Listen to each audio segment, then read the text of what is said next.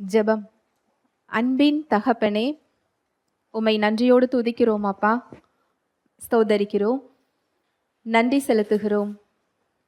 உம்முடைய அன்புக்காக, உம்முடைய கிருபைக்காக, உம்முடைய இரக்கங்களுக்காக நன்றி செலுத்துகிறோம் அப்பா. காலைதோறும் உம்முடைய கிருபை புதிதாய் இருக்கிறதற்காக நன்றி. நாங்கள் வலப்புறமும் இடப்புறமும் சாயும் பொழுது நீ போகும் பாதை இதுவே என்று எங்களுக்குள் இருந்து நீர் பேசுகிறதற்காக நன்றி. அந்த குரலை நீர் கேட்கச் செய்கிறதற்காக நன்றி அப்பா. எங்கள் கால்கள் சறுக்குகிறது என்று சொல்லும் பொழுதெல்லாம் எங்களை தயவோடு தூக்கி எடுத்து எங்களை தாங்கி சுமப்பதற்காக நன்றி. எங்களுக்கு என்ன தேவைகளோ எல்லாவற்றையும் சிலுவையில் செய்து முடித்திருக்கிறீர். இந்த சத்தியத்திற்கு நேராக எங்களை வழி நடத்தி கொண்டிருக்கிறதற்காக நன்றி. தடைகளை, மனக்கடினத்தை இயேசுவின் நாமத்தினாலே அப்புறப்படுத்துகிறேன். சத்தியத்தை அறிந்து கொள்ளக்கூடிய, அதை தாழ்மையாக ஏற்றுக்கொள்ளக்கூடிய உணர்வுள்ள இருதயங்களை எங்கள் ஒவ்வொருவருக்கும் நீர் தருகிறதற்காக நன்றி. தடைகளை, மனக்கடினத்தை இயேசுவின் நாமத்தினாலே அப்புறப்படுத்துகிறேன். எங்கள் தேவைகளை அறிந்திருக்கிறீர். எங்களுடைய கேள்விகள், எங்களுடைய சூழ்நிலைகள், எங்களுடைய பலவீனங்கள் எங்களை காட்டிலும் நன்றாக அறிந்திருக்கிறீர். எங்களுக்கு ஏற்ற மன்னாவை தாரும். வார்த்தையாக நீர் கடந்து வருகிறதற்காய் நான் நன்றி செலுத்துகிறேன். உம்முடைய வார்த்தையை நீர் அற்புதங்களினாலும் அடையாளங்களினாலும் உறுதிப்படுத்துகிறதற்காய் நன்றி செலுத்துகிறேன். என்னை முழுமையாக அர்ப்பணிக்கிறேன். இயேசுவின் மூலம் ஜெபிக்கிறேன் நல்ல பிதாவே, ஆமேன். Price the Lord. ஹல்லேலூயா. நன்றி இயேசுவே. ஆண்டவராகிய இயேசு கிறிஸ்துவின் இரத்தத்தை குறித்து நாம் தியானித்து கொண்டிருக்கிறோம். அவருடைய ஸ்தானத்தை விட்டு, அவருடைய மகத்துவத்தை விட்டு அடிமையின் கோலம் எடுத்து ஏன் அவர் இறங்கி வந்தார் என்றால், அவருடைய இரத்தத்தை கொடுத்து நம்மை மீட்பதற்காக. ஹல்லேலூயா. Praise the Lord. அந்த இரத்தம் என்னவெல்லாம் செய்திருக்கிறது? ஆண்டவராகிய இயேசு கிறிஸ்துவின் இரத்தம் தேவனை சாந்தப்படுத்தி இருக்கிறது. பாவத்தின் மீதான தேவ கோபத்தை அது என்ன செய்திருக்கிறது? சாந்தப்படுத்தி இருக்கிறது. அந்த தண்டனையை திருப்தி செய்திருக்கிறது. நாம எல்லோருமே வழி தப்பி போனவர்களாக, மகிமை அற்றவர்களாக, பாவம் செய்து எல்லோரும் தேவ மகிமை அற்றவர்களாக என்ன செய்தோமா? இருந்தோம். எல்லோருமே அந்த மரணத்துக்கு பாத்திரவான்களாக இருந்தோம். இந்த இடத்துல அந்த தடையை நீக்கி, அந்த பாவத்தின் மீதான தேவ கோபத்தை அது என்ன செஞ்சிருக்குதா? திருப்தி செய்திருக்கிறது. அவருடைய நீதி ஒரு தண்டனையை என்ன செய்யும்? கேட்கும். அந்த தண்டனை நம் மீது சுமத்தப்படாமல் ஆண்டவராகிய இயேசு கிறிஸ்துவின் மீது நமக்கு பதிலாக என்ன செய்யப்பட்டது? சுமத்தப்பட்டது. தேவ கோபம் அங்கு திருப்தியாகி இருக்கிறது. மனிதனுக்கு ஆண்டவராகிய இயேசு கிறிஸ்துவின் இரத்தம் என்ன செய்திருக்கிறது என்றால், மனிதனுடைய பாவங்களற கழுவி நீதிமானாக மாற்றி இருக்கிறது. தேவனோடு நம்மை ஒப்புரவாக்கி இருக்கிறது. மரண பயத்தை என்ன செஞ்சிருக்குதா? நீக்கி இருக்கிறது. மரண பயத்தை மாத்திரம் அது நீக்கவில்லை, நம்முடைய துர் மனசாட்சியை அது கழுவி இருக்கிறதா, சுத்திகரித்திருக்கிறது. நாம குற்ற மனசாட்சியில, துர் மனசாட்சியில நாம வருத்தப்பட, சோர்வடைய, நாம் அதில் இருந்து போராட வேண்டிய அவசியம் இல்லை. துர் மனசாட்சியை அது நீக்கி இருக்கிறது. நம்மை அது நீதிமானாக்கி நீதிமான் என்று அறிவித்திருக்கிறது. இன்றைக்கு தியானிக்க போகின்ற சத்தியம் ஆண்டவராகிய இயேசு கிறிஸ்துவின் இரத்தம் நமக்கு சமாதானத்தை கொடுத்திருக்கிறது. ஹல்லேலூயா, பிரைஸ் தி லார்ட். இந்த சமாதானத்தை எத்தனை பேர் மாத்திரை சாப்பிட்டு பெற்றுக்கொள்றோம்? காரணம் என்ன? தூக்கம் வரல. அந்த மாத்திரை போடுறதுனால சமாதானம் கிடைச்சிரும் அப்படின்னு சொன்னா இல்லை. நம்ம மறந்து என்ன செய்ய முடியும்? தூங்க முடியும். தூங்கி எழுந்தவுடன் அந்த பாரம் என்ன செய்யும்? வந்துவிடும். அதுக்காக மாத்திரை போடாதீங்க நான் என்ன செய்யல சொல்லலை. உண்மையான சமாதானம் அது இயேசு கிறிஸ்துவினிடத்தில் இருக்கிறது. இந்த சமாதானம் அப்படிங்கிறது ஒரு இயல்பு அல்ல. இந்த சமாதானம் என்பது ஒரு நபர். அவர் ஆண்டவராகிய இயேசு கிறிஸ்து. ஹல்லேலூயா, பிரைஸ் தி லார்ட். அவருடைய பெயரே சமாதான பிரபு. இந்த சமாதானத்தை அவர் நமக்கு என்ன செய்திருக்கிறாரா? கொடுத்திருக்கிறார். வாசிக்கலாம். கொலோசையர் 1:20-21. அவர் சிலுவையில் சிந்தின இரத்தத்தினாலே சமாதானத்தை உண்டாக்கி பூலோகத்தில் உள்ளவைகள் பரலோகத்தில் உள்ளவைகள் யாவையும் அவர் மூலமாய் தமக்கு ஒப்புரவாக்கிக் கொள்ளவும் அவருக்கு பிரியமாயிற்று. முன்னே அந்நியராயும் துர்க்கிரியைகளினால் மனதிலே சத்துருக்களாயும் இருந்த உங்களையும் பரிசுத்தராகவும் குற்றமற்றவர்களாகவும் கண்டிக்கப்படாதவர்களாகவும் தமக்கு முன் நிறுத்தும்படியாக அவருடைய மாம்ச சரீரத்தில் அடைந்த மரணத்தினாலே இப்பொழுது ஒப்புரவாக்கினார். அவர் சிலுவையில் சிந்தின இரத்தத்தினாலே சமாதானத்தை உண்டாக்கி பூலோகத்தில் உள்ளவைகள் பரலோகத்தில் உள்ளவைகள் யாவையும் அவர் மூலமாய் தமக்கு ஒப்புரவாக்கி கொள்ளவும் அவருக்கு பிரியம் உண்டாயிற்று. இந்த பாவமானது மனிதனை தேவனிடமிருந்து என்ன செய்தது? பிரித்தது. இந்த வசனம் அதை தான் சொல்லுது. அவர் சிலுவையில் சிந்தின இரத்தத்தினாலே சமாதானத்தை உண்டாக்கி பூலோகத்தில் உள்ளவைகள் பரலோகத்தில் உள்ளவைகள் யாவையும் அவர் மூலமாய், இயேசு கிறிஸ்துவின் மூலமாய் அவர் என்ன செஞ்சிருக்கிறாரா? தமக்கு ஒப்புரவாக்கி கொள்ளவும் அவருக்கு பிரியமாயிற்று. அடுத்த வசனம். முன்னே அந்நியராயும் துர்க்கிரியைகளினால் மனதிலே சத்துருக்களாயும் இருந்த உங்களையும் பரிசுத்தராகவும் குற்றமற்றவர்களாகவும் கண்டிக்கப்படாதவர்களாகவும் தமக்கு முன் நிறுத்தும்படியாக அவருடைய மாம்ச சரீரத்தில் அடைந்த மரணத்தினாலே இப்பொழுது ஒப்புரவாக்கினார். முன்னே அந்நியராகவும். இயேசு கிறிஸ்து ரத்தம் சிந்துவதற்கு முன்னால் நாம் எப்படி இருந்தோமா? அந்நியர்களாக. அந்நியர்கள் என்றால் தேவனுடைய சுதந்திரம், அவருடைய உறவு, அவருடைய வாக்குத்தத்தம், இது எதையுமே நம்மளால் என்ன செய்ய முடியாது? பெற்றுக்கொள்ள முடியாது. முன்னே அந்நியராகவும் துர்க்கிரியைகளினால் மனதிலே எப்படி இருந்தோமா? சத்துருக்களா இருந்தோமா? எங்க சத்துருக்களா இருந்தோமா? மனதிலே. நம்முடைய ஆவி மரித்த நிலைமையில் இருந்தது. இன்னும் சொல்ல போனால் அது சாத்தானுடைய இயல்பை என்ன செஞ்சிருந்தது? பெற்றிருந்தது. அதனாலதான் இந்த வசனத்துல சொல்லப்பட்டிருக்கு, மனதிலே எப்படி இருந்தோமா? சத்துருக்களாக. அவர் எப்போ ரத்தத்தை சிந்தி இருக்கிறாரா? நாமெல்லாம் அவரை நேசிக்கும் போது இல்லை, நாமெல்லாம் நல்லவர்களா இருக்கும்போது இல்லை. எப்போ ரத்தம் சிந்தி இருக்கிறாரா? அவருக்கு எதிரியாக இருக்கும் பொழுது. இவ்வளோ பெரிய அன்பு இல்லையா? ஒரு நல்லவங்களுக்கு உதவி என்ன செஞ்சிடலாம். நம்மலாம் யோசிக்கிறோம் இல்லையா? நான் ஒரு உதவி செய்கிறதுக்கு அவங்களுக்கு என்ன தகுதி இருக்குன்னு நம்ம கேட்குறோம் இல்லையா? எனக்கு எவ்வளோ தீமை செஞ்சுருக்கிறாங்க, எனக்கு எவ்வளோ அநியாயம் செய்கிறாங்க, அவங்கள நான் அவங்களுக்கு இந்த உதவியை நான் செய்கிறது? ஆனால் நாம் அவருக்கு எதிரிகளாக இருக்கும் பொழுது அவர் நம்மளுக்கு தங்கம் பொன் பொருள் கொடுத்து நம்மளை என்ன செய்யலை? மீட்கலை. அவருடைய இரத்தத்தின் மூலம் இத்தனை பெரிய மீட்பு அவர் என்ன செய்திருக்கிறார்?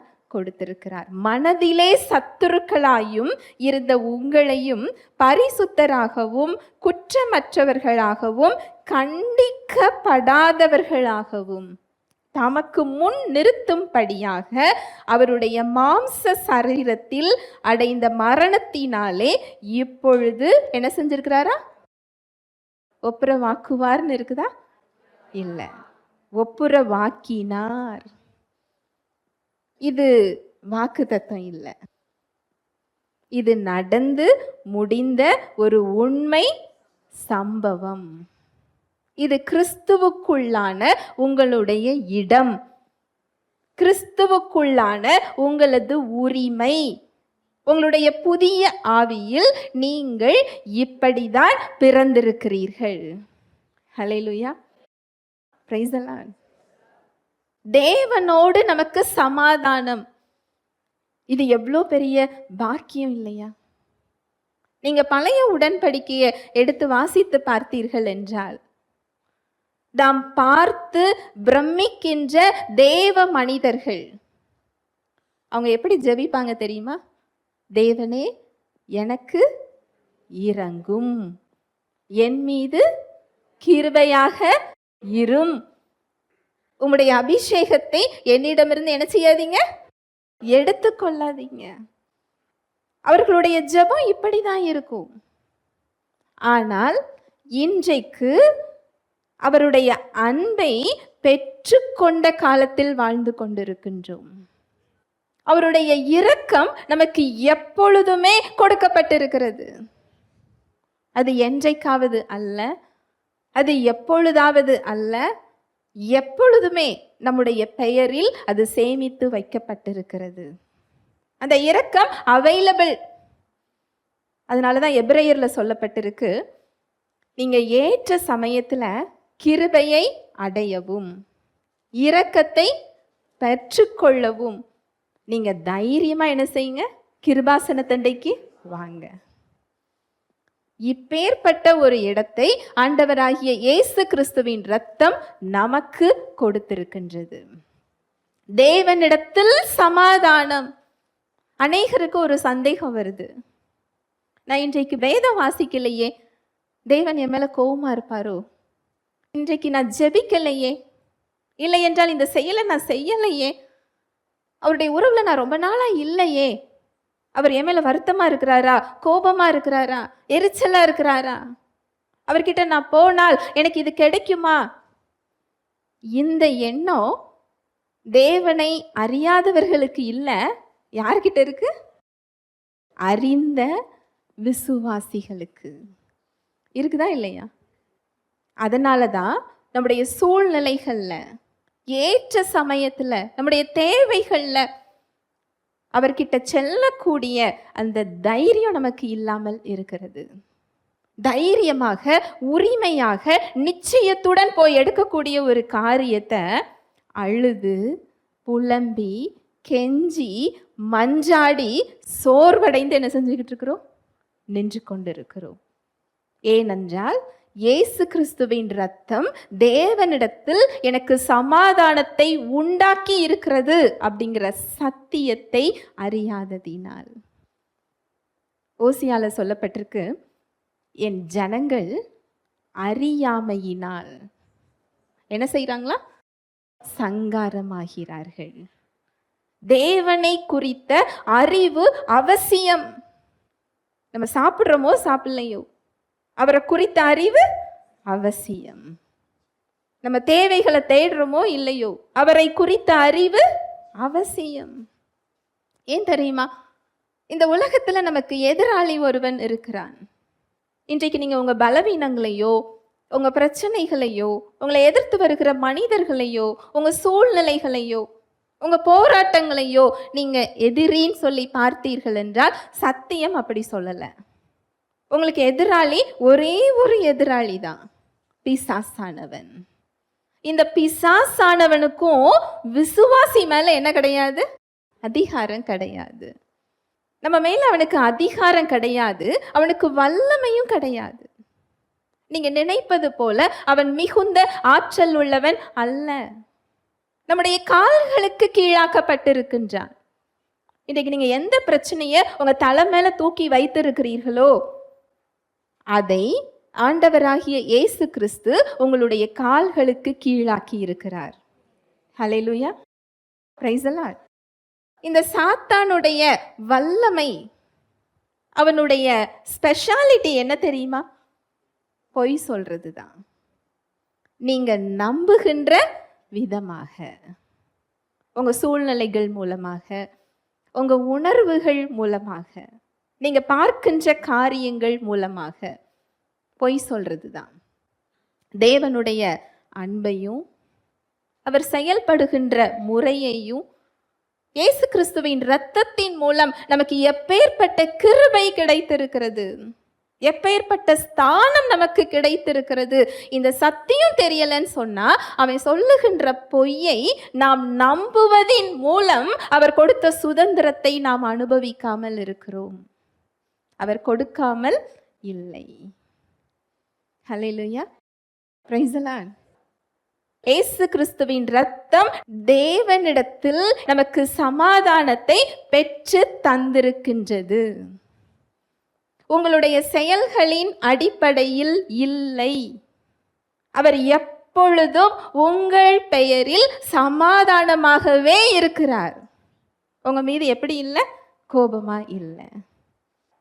இன்னும் சொல்ல போனா உங்கள் பெயரில் அவர் மகிழ்ச்சியாக இருக்கிறார். ஹல்லேலூயா, பிரைஸ் தி லார்ட். நம் மீது அவர் சமாதானத்தோடு இருக்கிறாராம்.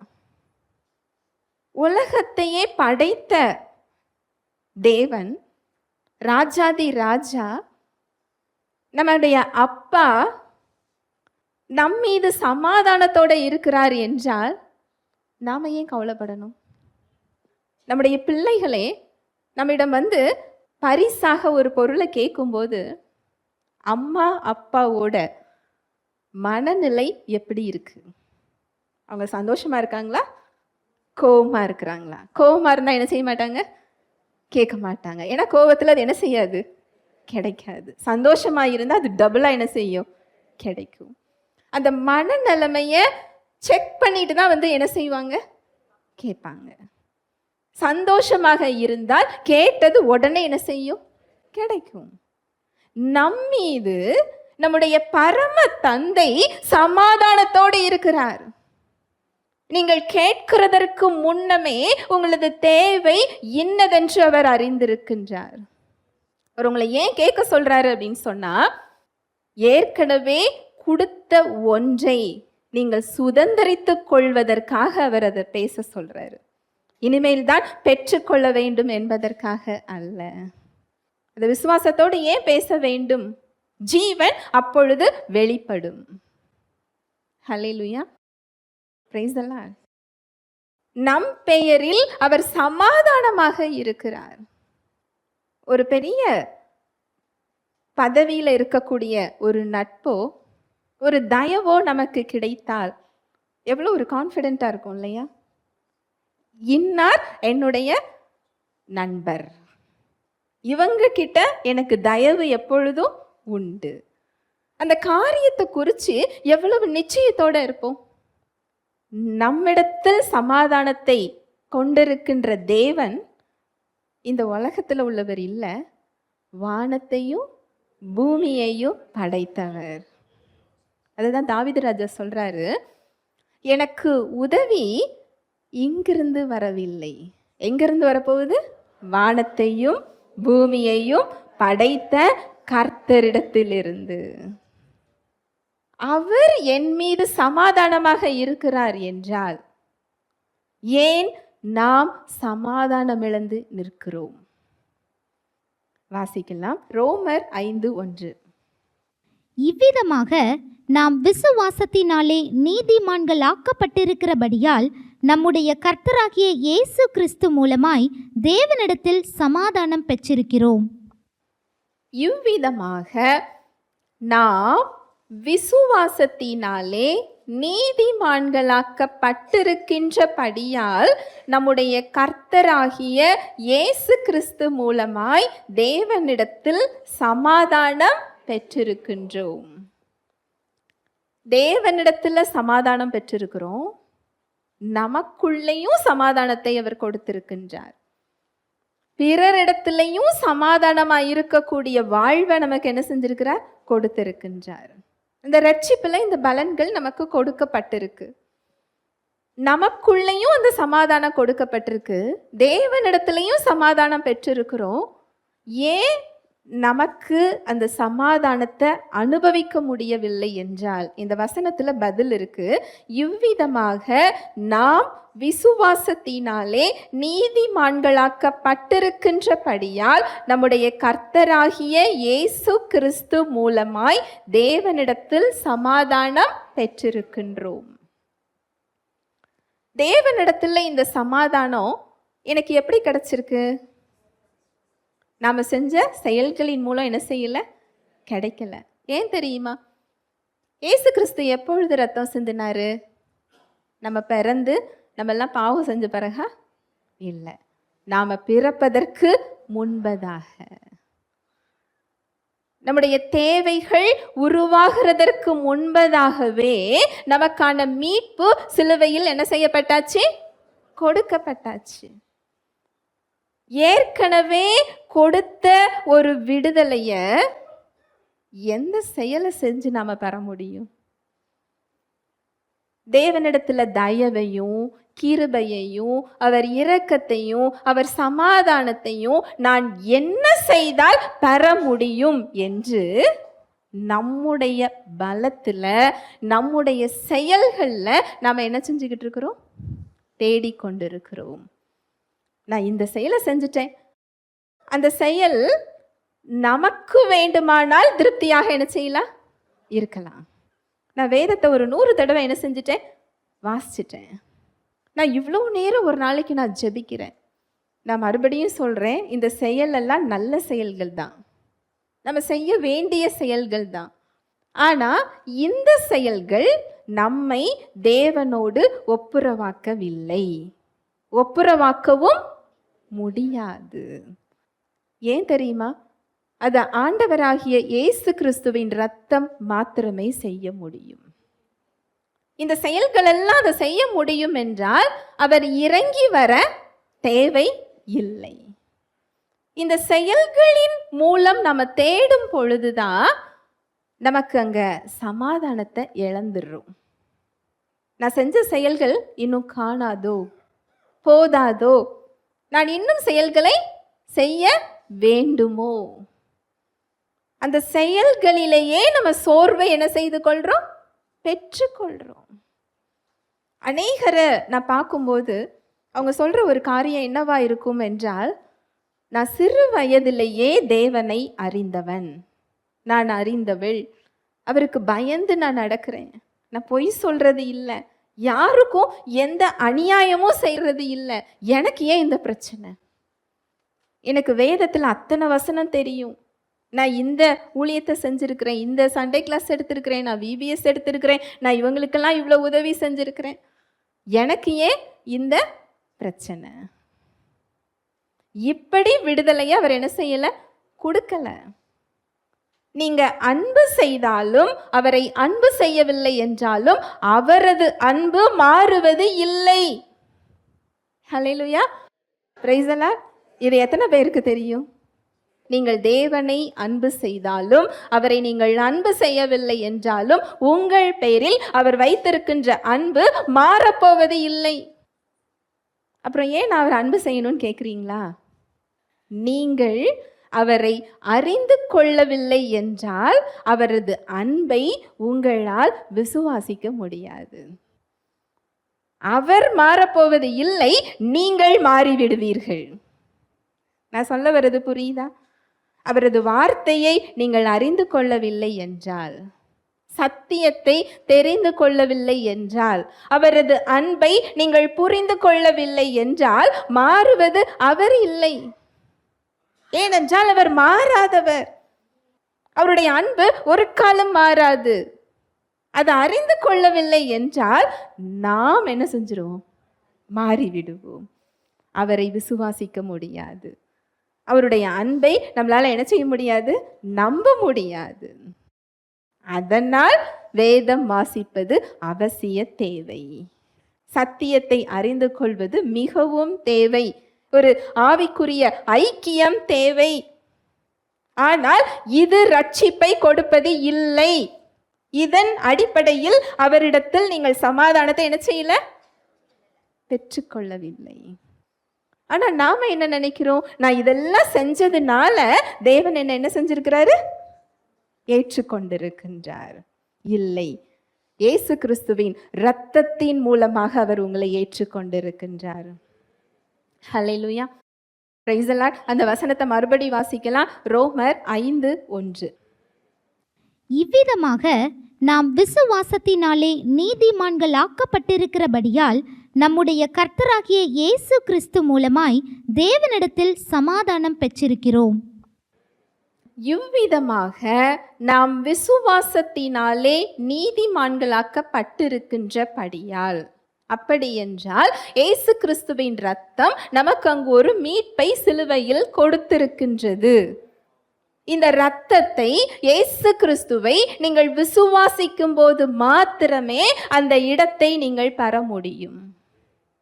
அவர் செயலை நீங்கள் விசுவாசிக்கும் போது மாத்திரமே அந்த விடுதலையை நீங்க என்ன செய்ய முடியும்? பெற முடியும். உங்கள் செயலின் அடிப்படையில் அல்ல, அது இயேசு கிறிஸ்துவின் செயலின் அடிப்படையில், அவர் கொடுத்த விலை கிரயத்தின் அடிப்படையில், அந்த இரத்தத்தின் அடிப்படையில் தேவன் என்னை ஏற்றுக்கொண்டிருக்கின்றார் என்று நீங்க அதை விசுவாசிக்கும் போது அங்க சமாதானத்தை நீங்க என்ன செஞ்சுக்கிடுவீங்க? பெற்றுக்கொள்ளுவோம். நீங்க உங்களை விசுவாசிக்கிற வரைக்கும் உங்களுக்கு அந்த சமாதானம் என்ன செய்யாது? வராது. நீங்க செஞ்ச செயல்களை குறித்து பெருமை வரலாம், அதுலேயும் உங்களுக்கு சமாதானம் என்ன செய்யாது? கிடைக்காது. நீங்க செய்யாமல் விட்ட செயல்களை குறித்து உங்களுக்கு குற்ற மனப்பான்மை வரலாம், அதுலேயும் உங்களுக்கு சமாதானம் என்ன செய்யாது? கிடைக்காது. விசுவாசிகள் ஏன் சமாதானம் இழந்து காணப்படுறாங்க அப்படின்னு சொன்னா, அவர் இலவசமாய் கொடுத்த அந்த சமாதானத்தை, நம்மளை நீதிமானாக மாற்றியதை நம்ம செயல்கள் மூலம் என்ன செஞ்சுக்கிட்டு இருக்கிறோம்? தேடி கொண்டு இருக்கின்றோம். நான் இதை செஞ்சா என்னை ஏற்றுக்கொள்வாரா? நான் இதை செஞ்சா என்னை அன்பு செய்வாரா? நான் இதை செஞ்சா எனக்கு விடுதலையை பெற முடியுமா? விசுவாசத்தின் மூலம் மாத்திரமே அதை நம்ம என்ன செய்ய முடியும்? பெற்றுக்கொள்ள முடியும். ஹல்லேலூயா, பிரைஸ் தி லார்ட். அடுத்து மறுபடி வாசிக்கலாம். கொலோசியர் 1:20. அவர் சிலுவையில் சிந்தின இரத்தத்தினாலே சமாதானத்தை உண்டாக்கி பூலோகத்தில் உள்ளவைகள் பரலோகத்தில் உள்ளவைகள் யாவையும் அவர் மூலமாய் தமக்கு ஒப்புரவாக்கிக் கொள்ளவும் அவருக்கு பிரியமாயிற்று. அடுத்த வசனம். முன்னே அந்நியராயும் துர்க்கிரியைகளினால் மனதிலே சத்துருக்களாயும் இருந்த உங்களையும் பரிசுத்தராகவும் குற்றமற்றவர்களாகவும் கண்டிக்கப்படாதவர்களாகவும் தமக்கு முன் நிறுத்தும்படியாக அவர் மாம்ச சரீரத்தில் அடைந்த மரணத்தினாலே இப்பொழுது ஒப்புரவாக்கினார். முன்னே அந்நியராயும் துர்க்கிரியைகளினால் மனதிலே சத்துருக்களாயும் இருந்த உங்களையும் பரிசுத்தராகவும் குற்றமற்றவர்களாகவும் கண்டிக்கப்படாதவர்களாகவும் தமக்கு முன் நிறுத்தும்படியாக அவருடைய மாம்ச சரீரத்தில் அடைந்த மரணத்தினாலே இப்பொழுது ஒப்புரவாக்கி இருக்கிறார். ஹல்லேலூயா, பிரைஸ் தி லார்ட். சாத்தானோட இன்னொரு ஸ்பெஷாலிட்டி என்ன தெரியுமா?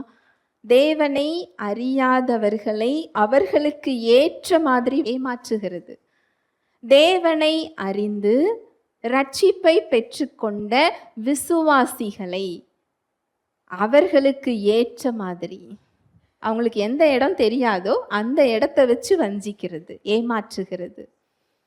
விசுவாசிகளை அவன் வஞ்சித்து வைத்திருக்கின்ற இடம், ஒரு பெரிய இடம் எதுன்னு கேட்டால் நியாயப்பிரமாணம். இதெல்லாம் செஞ்சாதான் இந்த விடுதலையை நீ என்ன செய்ய முடியும்? பார்க்க முடியும். இது செய்யவில்லை என்றால் அவர் உன்னை என்ன செய்ய மாட்டார்? ஏற்றுக்கொள்ள மாட்டார். இப்படிதான் அவன் விசுவாசிகளை என்ன செய்து வச்சிருக்கிறான்? வஞ்சித்து வைத்திருக்கிறான். பவுல் சொல்றாரு, கலாத்தியர் 3:3. ஆவியினாலே ஆரம்பம் பண்ணின நீங்கள் இப்பொழுது மாம்சத்தினாலே முடிவு பெற போகிறீர்களோ? நீங்கள் இத்தனை புத்தியினரா?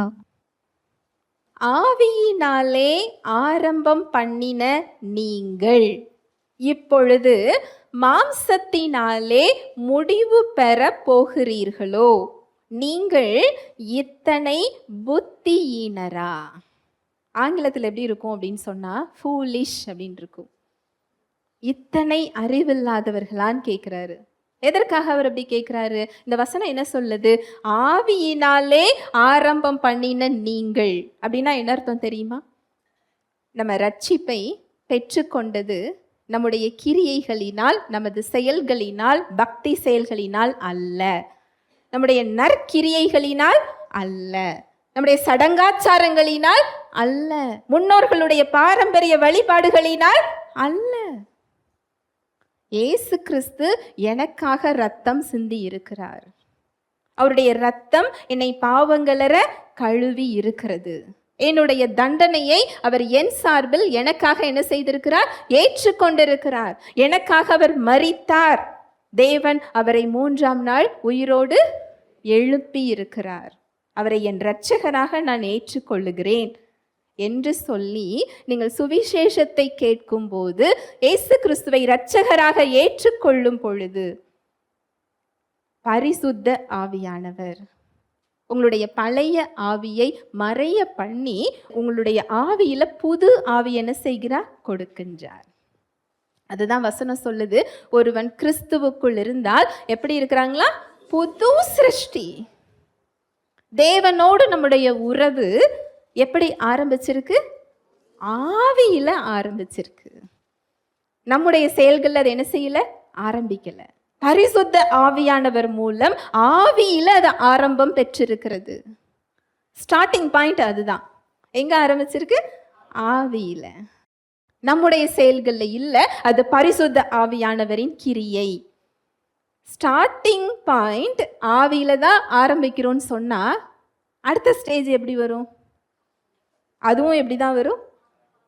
ஆவியில தான் நடக்கணும். ஆவியில நடக்கிறதுனா என்ன? ரட்சிப்பை இயேசு கிறிஸ்துவை விசுவாசிக்கிறதன் மூலம் நான் பெற்றுக்கொண்டு தேவனுடைய உறவை நான் சம்பாதித்து பெற வேண்டும் என்றால் அவர் அத்தனை புத்தியினரான்னு கேட்கிறார். நான் சொல்ல வருது புரியுதா? ரட்சிப்பை நம்ம எப்படி பெற்றிருக்கிறோம்? 40 நாள் உபவாசம் இருந்து பெற்றிருக்கிறோமா? இல்லை. இலவசமாய் இயேசு கிறிஸ்துவின் மீது உள்ள விசுவாசத்தின் மூலம் என்ன செஞ்சிருக்கிறோம்? பெற்றிருக்கிறோம். அதுவும் வசனம் சொல்லுது, ரட்சிப்பும் அவருடையது, கிருபையும் அவருடையது, விசுவாசமும் அவருடையது. விசுவாசம் கூட நம்மளுடையது இல்லை. ஒருவரும் பெருமை பாராட்டாத படிக்கு இது உங்களுடைய கிரியைகளினால் அல்ல, அவரது கிரியையினால் அது உண்டாயிருக்கிறது. அந்த ரட்சிப்பை இயேசு கிறிஸ்துவை விசுவாசிப்பதன் மூலம் பெற்றுக்கொண்டு அடுத்து அவரது உறவை நான் எந்த செயலின் மூலம் சம்பாதிக்க முடியும்? அதை தான் இங்க பவுல் கேட்கிறாரு. நீங்க ஆவியினாலே அந்த உறவை ஆரம்பித்து விட்டு இப்பொழுது மாம்சத்தினாலே அதை முடிக்க போறீங்களா? நீங்கள் இத்தனை புத்தியினரா? அவர் கேட்கிற கேள்வி பாருங்களேன். இன்றைக்கு அநேக விசுவாசிகள் நம்ம இந்த இடத்துல தான் இருக்கிறோம். நான் என்ன செய்தால் தேவனோடு நான் நெருக்கமா போக முடியும்? ஃபவுண்டேஷன் கல் கட்டிடத்துல செஞ்சுட்டு அதுக்கு மேல உள்ளதும் எப்படிதான் கட்ட முடியும்? அதே மாதிரி தான் என்ன செய்ய முடியும்? கட்ட முடியும். வைக்கோலை கொண்டு என்ன செய்ய முடியாது? கெட்ட முடியாது. ஆவியில அந்த உறவை பெற்றுக்கொண்டு என் கிரியையில அந்த கட்டிடத்தை எழுப்ப முடியாது. அது நமக்கு சமாதானத்தை என்ன செய்யாது? கொடுக்காது.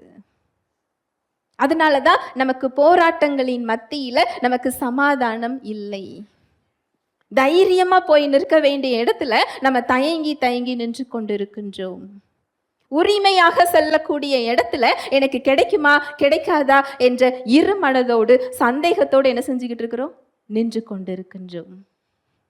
நம்முடைய பிள்ளை நம்மிடத்தில் உரிமையாக ஓடி வருவதற்கும் வாசல்ல எட்டி பார்த்து எனக்கு கிடைக்குமா கிடைக்காதான்னு அழுது கொண்டு நிற்பதற்கும் எவ்வளோ பெரிய வித்தியாசம். இதை பார்க்குற நமக்கு சந்தோஷமா இருக்குமா வருத்தமா இருக்குமா? அப்போ தேவனை விட நம்ம ரொம்ப அன்பானவங்களோ? நமக்கு ரொம்ப வருத்தமா இருக்கு, அவருக்கு அப்ப எப்படி இருக்கும்? ரொம்ப வருத்தமா இருக்கும். அவரே இறங்கி அவருடைய வல்லமையெல்லாம் ஒதுக்கி வச்சுட்டு அடிமையின் ரூபம் எடுத்தார். நீங்க இதை தியானிச்சு பாருங்களேன். என்னை தேடி தெய்வம் வந்திருக்கின்றார், அதுவும் அவர் வல்லமையில வரல. எப்படி வந்தாரா? அடிமையின் கோலம்.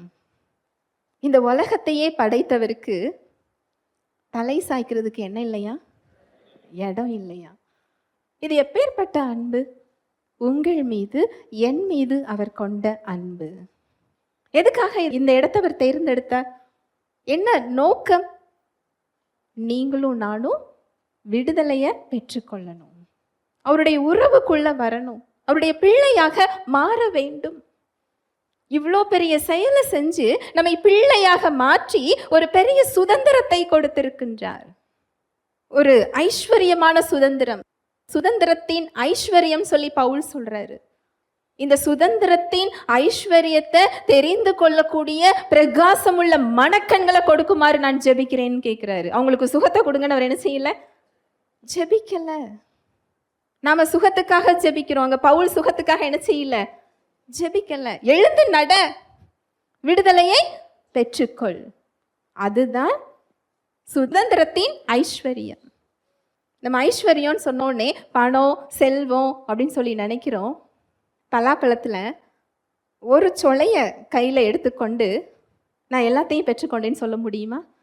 இல்லை. அந்த அனுபவம் நமக்கு கிடைக்குமா? கிடைக்காது. அது ஒரு சொலை தான்.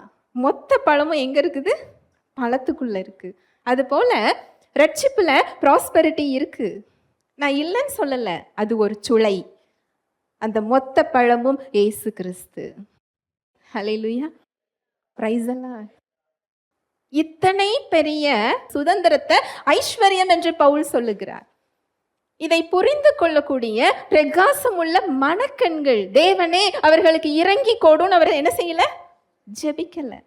எப்படி ஜெபிக்கிறாரு? அதை புரிந்து கொள்ளக்கூடிய பிரகாசமான மனக்கண்கள். அந்த சுதந்திரத்தின் ஐஸ்வர்யத்துல ஒரு ஐஸ்வர்யம்தான் சமாதானம். இந்த சமாதானத்தை குறித்து நமக்கு தெரிகிறது இல்லை. தேவன் எப்பொழுதுமே என் மீது கோபம் கொள்ளுவது இல்லை. எப்பேற்பட்ட பாக்கியம் இல்லையா? எப்பொழுதுமே என் மீது அவர் என்ன செய்யறது இல்லை? கோபம் கொள்றது இல்லை. ஏனென்றால் இயேசு கிறிஸ்துவின் ரத்தம் அவரோடு எனக்கு சமாதானத்தை உண்டு பண்ணி இருக்கிறது. அந்த சமாதானம், அந்த சுதந்திரத்தின் ஐஸ்வர்யத்தை எனக்கு என்ன செஞ்சிருக்கு? கொடுத்திருக்கு. இன்னைக்கு நீங்க எந்த காரியத்துக்கு கலங்கி நிற்கிறீர்களோ அது கிராண்டட் என்று சொல்லி இயேசுவின் ரத்தத்தினால் முத்திரையிடப்பட்டிருக்கிறது. இது எத்தனை பேருக்கு தெரியும்? இயேசு கிறிஸ்துவின் ரத்தம் இந்த இடத்தை நமக்கு பெற்று தந்திருக்கிறது. அதனாலதான் அவர் சொல்றாரு, உங்களுக்கு உங்க சூழ்நிலையில என்ன தேவையோ. நம்முடைய உலகத்துல தான் கண்ணுக்கு ஒரு ஸ்பெஷலிஸ்ட், காதுக்கு ஒரு ஸ்பெஷலிஸ்ட், போனுக்கு ஒரு ஸ்பெஷலிஸ்ட்னு உண்டு. நம்முடைய அப்பா எல்லாத்துக்கும் ஸ்பெஷலிஸ்ட். அது சுகமா இருக்கலாம், அது விடுதலையா இருக்கலாம், அது உங்க பொருளாதார தேவையை சந்திக்கிறதா இருக்கலாம். நம்ம கண்ணுக்கு பார்க்குற டாக்டர்கிட்ட போய் காலை காமிக்க முடியாது. ஆனா நம்முடைய அப்பாட்ட அப்படி இல்லை. நீங்க இந்த சமாதானத்துக்குள்ள போனா போதும், அங்க எல்லாமே இருக்கு. அங்க ஒரு பந்தி ஆயத்தம் பண்ணி வைக்கப்பட்டிருக்கின்றது. இதெல்லாம் பார்க்கறதுக்கு முன்னாலேயே தாவீது ராஜா தீர்க்க தரிசனமா சொல்றாரு, என் சத்ருவின் கண்களுக்கு முன்பதாக எனக்கு என்ன செய்யப்பட்டிருக்கு? ஒரு பந்தி ஆயத்தம் பண்ணப்பட்டிருக்கின்றது. இன்றைக்கு நீங்க பலவீனத்தோடு இருக்கிறீங்களா? அந்த பந்தியில உங்களுக்கு சுகம் கொடுக்கப்பட்டிருக்கு. சத்துரு பிசாசானவன் உங்களுக்கு சந்தேகத்தை கொடுக்கலாம், உங்களுடைய விசுவாசத்தை குலைக்கலாம், உங்களுக்கு இரு மனதை கொடுக்கலாம், உங்களை பார்த்தவன் சிரிக்கலாம். ஆனால் அந்த பந்தியில் உங்களுக்கு சுகம் கொடுக்கப்பட்டிருக்கு. உங்க பிரச்சனையில உங்களுக்கு வழியே தெரியாம இருக்கலாம், வழி அடைக்கப்பட்டிருக்கலாம், அது உண்மையாக இருக்கலாம். அந்த பந்தியில 1000 வழிகள் திறந்து வைக்கப்பட்டிருக்கிறது. ஏனென்றால் நம்முடைய அப்பா, நம்முடைய பரம தந்தை வழியே இல்லாத இடத்தில் வழியை உண்டு பண்ணுகிற ஸ்பெஷலிஸ்ட். அங்க ஆகார் போறாங்க, அவங்க கையில் தண்ணீர் தீர்ந்து விட்டது. ஆபிரகாம் அவருக்கு வேற வழியே இல்லை. சாரால அவரால் என்ன செய்ய முடியல? மீற முடியல. தேவனுடைய கட்டளையும் சாரால் சொன்னபடி செய். அவர் தப்பு பண்ணும்போதும் யார் சொன்னபடி தான் செய்கிறாரு? சாரால் சொன்னபடி தான். தண்டனை அனுபவிக்கிறதும் யாரு தான்? ஆபிரகாம் தான். அங்கு ஒரு துருத்தியில தண்ணீரை கொடுத்து அனுப்பி விடுகிறார். இது அவருக்கு ரொம்ப பிளசண்டாலாம் என்ன செஞ்சிருக்காது? இருந்திருக்காது. ரொம்ப பாரத்தோடு தான் அதை செய்திருப்பார். அங்க தண்ணீர் காலியாகுது. ஆகார் அவங்களுடைய மகன் தண்ணி இல்லாமல் இறந்து போகிறத, வருத்தப்படுறத அவங்களால என்ன செய்ய முடியல? பார்க்க முடியல. இவங்க ஒரு ஓரமா உட்காந்து கண்ணீர் விடுறாங்க. அங்கு தேவதூதன் தோன்றி ஏன் அழுகிறாய் என்று கேட்டு அங்கு ஒரு துறவை என்ன செஞ்சாரா? காண்பித்தாரா. உன் கண்ணீரை கண்டேன், காண்கின்ற தேவன், என்னை காண்பவரை நானும் கண்டேன் சொல்லி அந்த இடத்துக்கு அவங்க என்ன செய்யறாங்க? பெயரிடுறாங்க. அதுல என்ன ஸ்பெஷல் தெரியுமா? அவங்க அந்த தேவதூதனை பார்த்த உடனே, அவங்க அந்த வார்த்தையை கேட்டு விசுவாசத்தை பெற்ற உடனே அந்த துறவு அவங்க கண்களுக்கு தென்படுகிறது. ஏற்கனவே அந்த துறவு அங்கதான் இருந்தது. அவங்களுடைய அழுகையும் அவங்க புலம்பலும் அவங்க கவலையும் அந்த துறவை என்ன செய்யுது? மறைக்குது. அவங்க எப்போ அந்த சமாதானத்துக்குள்ள வர்றாங்களோ அவங்க கண்களுக்கு அங்க என்ன தெரியுது? துறவு தெரியுது. இன்றைக்கு விசுவாசிகள் வாழ்க்கையிலையும் அதுதான். உங்க பிரச்சனையின் மீது உள்ள பாரமும் உங்க சூழ்நிலைகளும் உங்க சரீரம் சொல்றதும் உங்க பிரச்சனை சொல்றதும் உங்க கையின் பிரயாசம் சொல்றதும் உங்களுக்கு ஒரு பாரத்தை கொடுத்து ஒரு சோர்வை கொடுத்து முன்னாடி இருக்கிற துறவை பார்க்க விடாமல் அது மங்கச் செய்கிறது. அவர் கொடுத்த சமாதானத்துக்குள்ள நீங்கள் செல்லும் பொழுது அந்த துறவை உங்க கண்ணால என்ன செய்ய முடியும்? பார்க்க முடியும். இதுதான் அவர் கொடுத்த சமாதானம். ஹல்லேலூயா, பிரைஸ் தி லார்ட். சங்கீதத்துல ஒரு வசனத்துல தாவீது ராஜா சொல்றாரு, அவருக்கு முன்பாக, அவருடைய பிரசன்னத்துக்கு முன்பாக சத்துருக்கள் சிதறி ஓடி போவாங்களாம். புகை எப்படி ஒரு காற்றுல பறக்கடிக்குமோ அது போல அந்த எதிரிகள் என்ன செய்வாங்களா? பறக்கடிக்கப்பட்டு போவாங்களாம். அக்கினிக்கு முன்பாக மெழுகு எப்படி உருகுமோ அது போல சத்துருக்கள் உருகி போவாங்களாம். இன்றைக்கு நமக்கு சத்துரு ஒரே சத்துரு தான், பிசாசானவன்.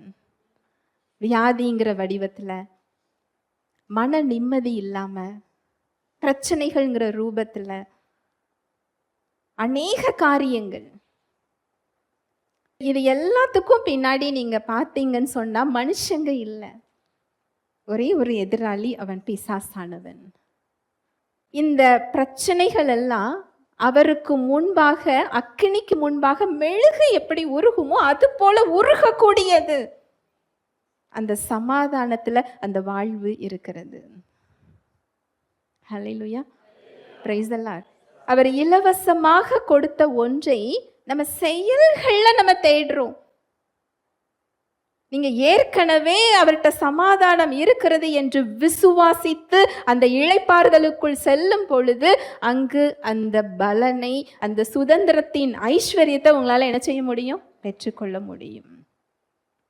எந்த காரியமா இருந்தாலும் சரிதான், நம்ம செயல்கள்ல தேடுறோம். நான் இதெல்லாம் செஞ்சிருக்கிறேனே அப்படின்னு சொல்லி விசுவாசிகள், கிருபையில இருக்கிறவங்களும், நான் இத்தனை கன்ஃபெஷன் சொல்றேன், நான் இந்த சத்தியத்தை நான் கேட்டுக்கிட்டே இருக்கிறேன், நான் இதை சொல்லிக்கிட்டே இருக்கிறேன், எனக்கு எல்லாம் தெரியுது, ஆனா ஏன் எனக்கு நடக்கல?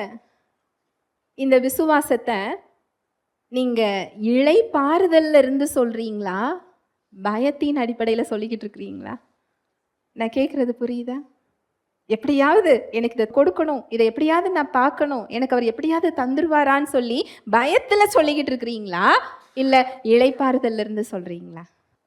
எதுல இருந்து சொல்லிக்கிட்டு இருக்கிறோம்? பயத்துல, சந்தேகத்துல. கொடுப்பாரா, கொடுக்க மாட்டாரா? ஆனா கன்ஃபெஷன் ஒண்ணுதான். நீங்க எந்த சூழ்நிலையில இருந்து சொல்றீங்கிறது ரொம்ப முக்கியம். இந்த இளைப்பாறுதல் என்றால் என்ன தெரியுமா? உங்க சூழ்நிலைகளுக்கு மத்தியில உங்களால் புத்திக்கு எட்டாத தேவ சமாதானத்துல நீங்க இருக்கிறது. புத்திக்கு எட்டாத தேவ சமாதானம். இந்த தேவ சமாதானத்தை அவர் நமக்குள் தந்திருக்கின்றார். அவர் தேவனோடு சமாதானத்தை மாத்திரம் நமக்கு கொடுக்கல, நமக்குள்ளே என்ன கொடுத்திருக்கிறார்? சமாதானம் தந்திருக்கின்றார். இதுதான் அந்த சுதந்திரத்தின் ஐஸ்வர்யத்தின் ஒரு சொல. இதுதான் தேவ சமாதானம், புத்திக்கு எட்டாத சமாதானம். உங்களுடைய சிந்தனைகளையும் உங்களுடைய இருதயத்தையும் காத்து கொள்ளக்கூடிய சமாதானம். பயம் வராம, கவலை வராம, சோர்வு வராம, உங்களுக்கு முறுமுறுப்பு வராம, உங்க சிந்தனைகளையும் உங்க இருதயத்தையும் காத்து கொள்ளக்கூடிய சமாதானம், தேவ சமாதானம். ஹல்லேலூயா, பிரைஸ் தி லார்ட். ஒரு விசுவாசிக்கு இது கொடுக்கப்பட்டிருக்கு.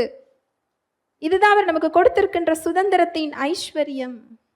இந்த உலகத்துல அவர் அவருடைய காரியங்கள் எல்லாம் முடிக்கும் பொழுது சீஷர்கள்ட்ட சொல்றாரு, என்னுடைய சமாதானத்தையே நான் உங்களுக்கு தருகிறேன்.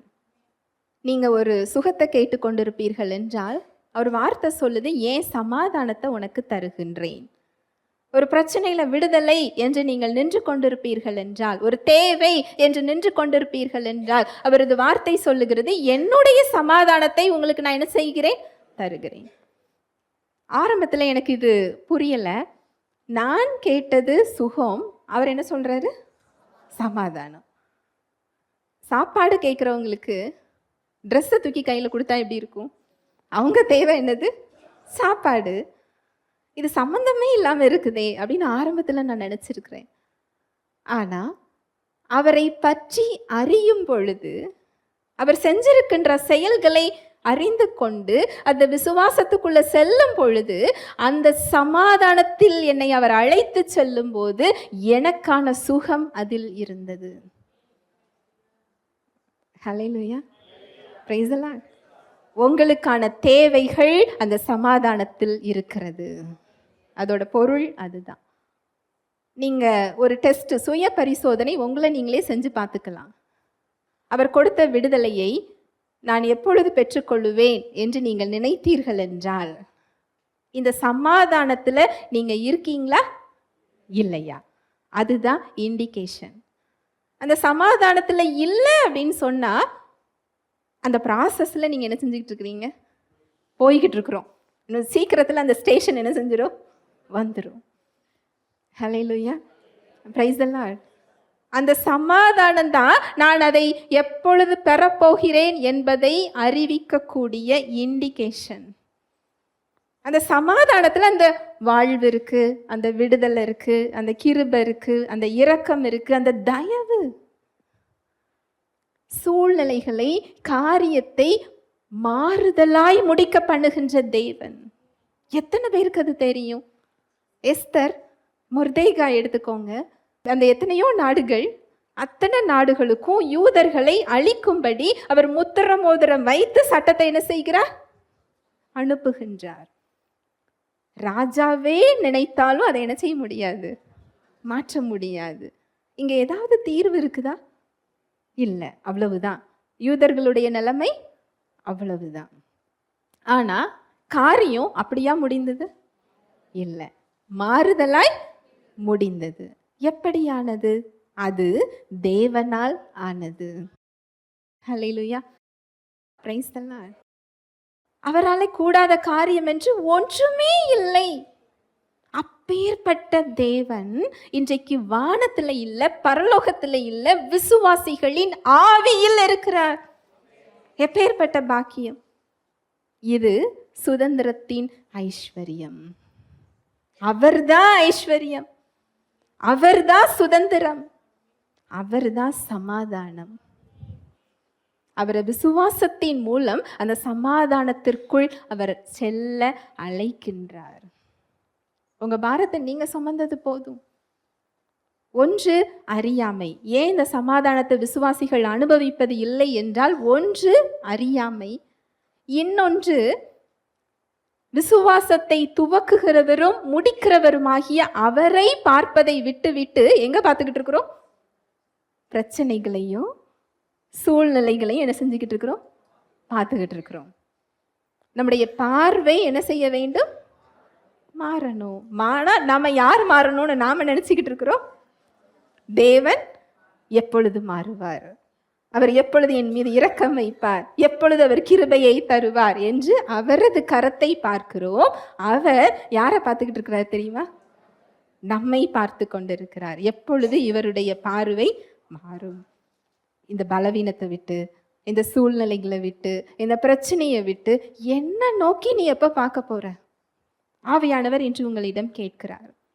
ஏனென்றால் அவர்தான் சமாதானம். ஏசாயா 26:3.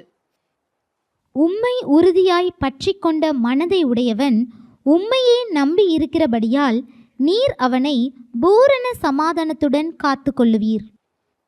உம்மை உறுதியாய் பற்றி கொண்ட மனதை உடையவன். உங்க வார்த்தைகள்னால இல்லை, எதினால் உறுதியா பற்றி கொள்ளணுமா? மனதினால். இந்த மனது என்பது ஆங்கில வேதாகமத்துல மொழிபெயர்ப்புகள் எல்லாம் எப்படி போடப்பட்டிருக்கு என்றால் சிந்தனை என்று சொல்லப்பட்டிருக்கு. உம்மை உறுதியாய் பற்றி கொண்ட சிந்தனைகளை உடையவன். எங்க பற்றி பிடிக்கணுமா? சிந்தனையில. உறுதியா பற்றி பிடிக்கிறதுனா என்ன அர்த்தம்? பிடிய என்ன செய்யக்கூடாது? விடவே கூடாது. எனக்கு கொஞ்சம் கை வலிக்குது, எனக்கு கொஞ்சம் ரெஸ்ட் எடுத்துக்கிறேன்னு என்ன செய்ய முடியாது? சொல்ல முடியாது. எனக்கு நேரம் போகலை, கொஞ்சம் நேர போக்குக்கு நான் என்ன செய்கிறேன்? வெளியே போகிறேன்னு என்ன செய்ய முடியாது? போக முடியாது. உறுதியாய் எப்பொழுதும். நான் அடிக்கடி ஒரு உதாரணம் எல்லார்கிட்டையும் சொல்வேன். கடல்ல போய்கிட்டு இருக்கிறோம், கப்பல் உடஞ்சிருது, ஒரே ஒரு மரத்துண்டு மாத்திரம்தான் மிதந்துகிட்டு இருக்கு.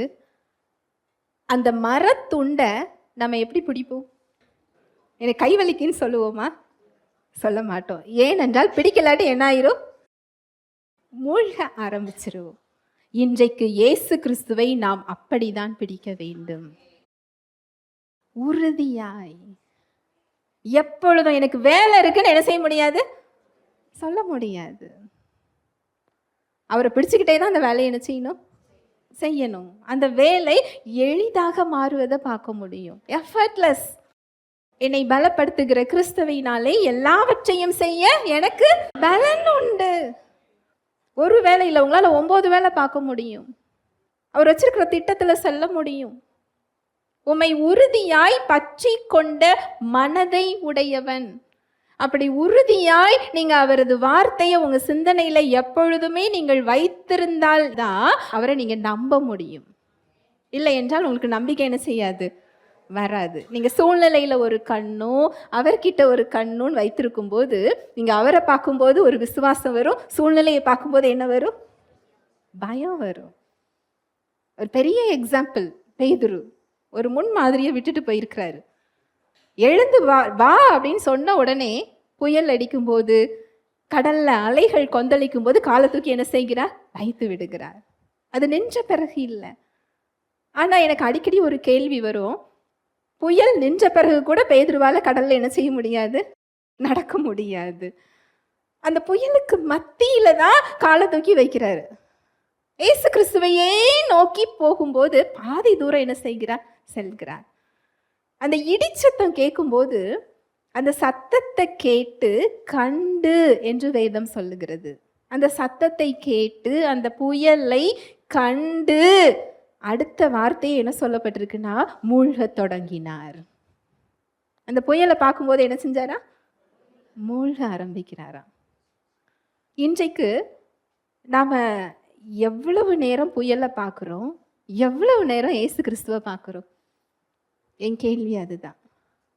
நம்ம பார்வையெல்லாம் புயலையே பார்த்து கொண்டு இருந்து எனக்கு விசுவாசம் வரவில்லை என்றால் அது எப்படி வரும்?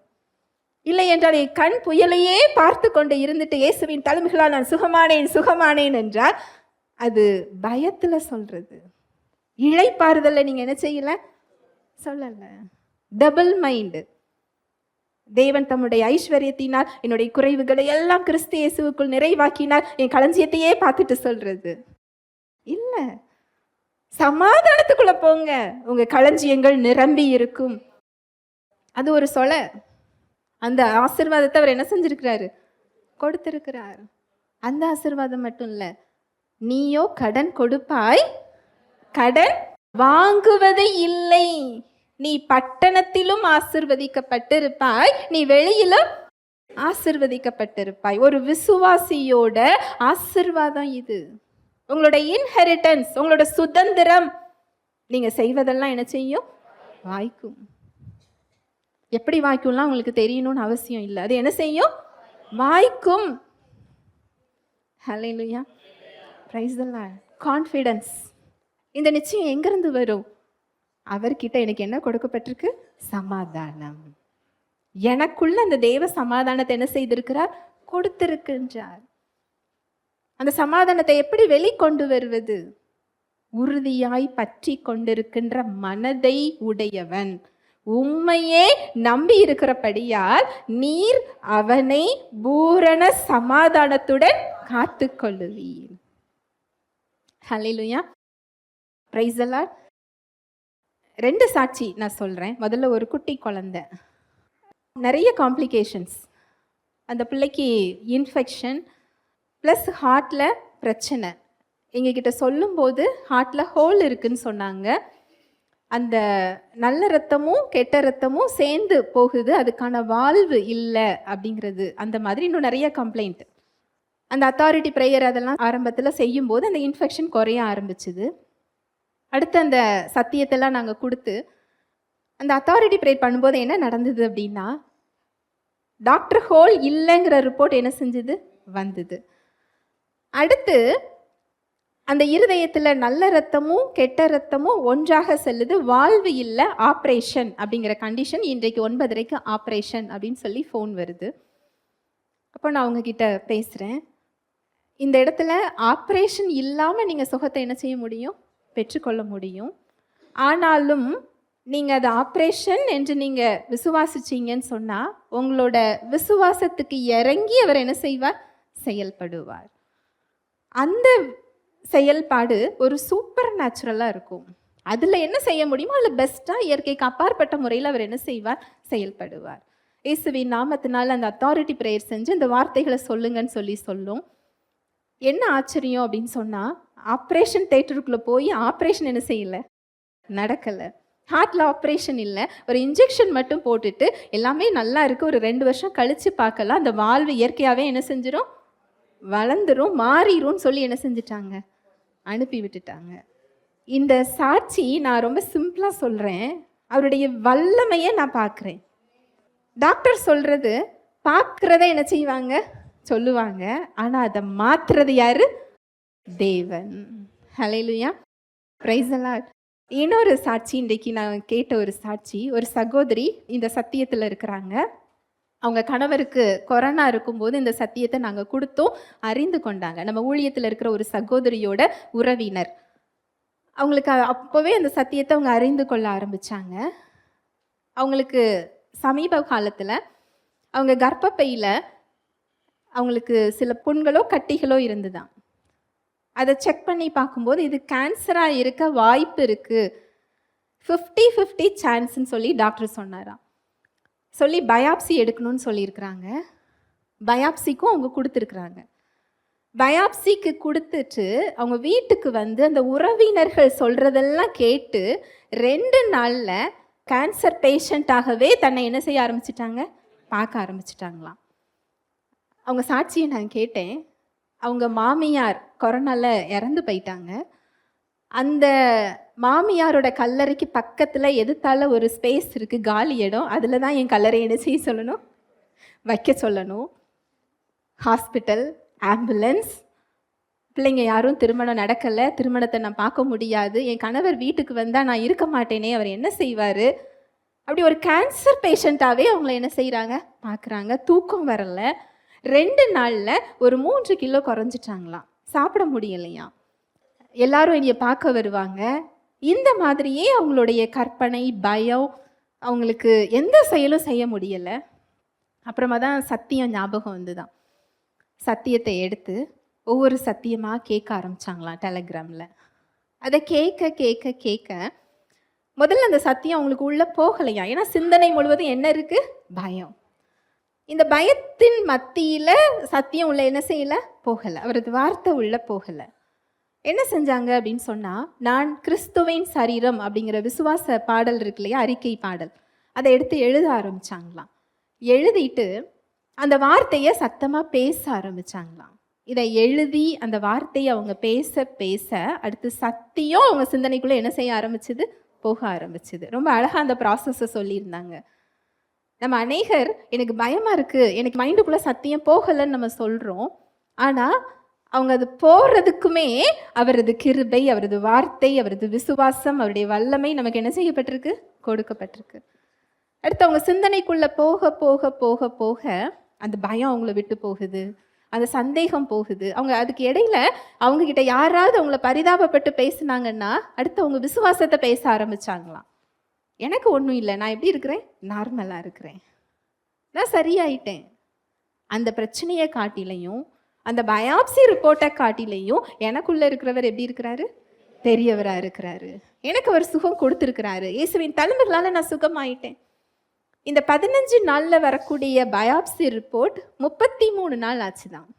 இந்த 33 நாள் அவங்க எப்படி இருந்திருப்பாங்க? அந்த 2 நாள்லையே 3 கிலோ என்ன செஞ்சாங்களா? குறைஞ்சிட்டாங்களாம். ஆனால் இந்த சத்தியத்தை கேட்டு அவங்க அதை தியானித்து அதை எழுதி அந்த வார்த்தைகளை பேச பேச 3 நாட்களில் அந்த பயத்திலேருந்து வெளியில் என்ன செஞ்சிட்டாங்க? வந்துட்டாங்க.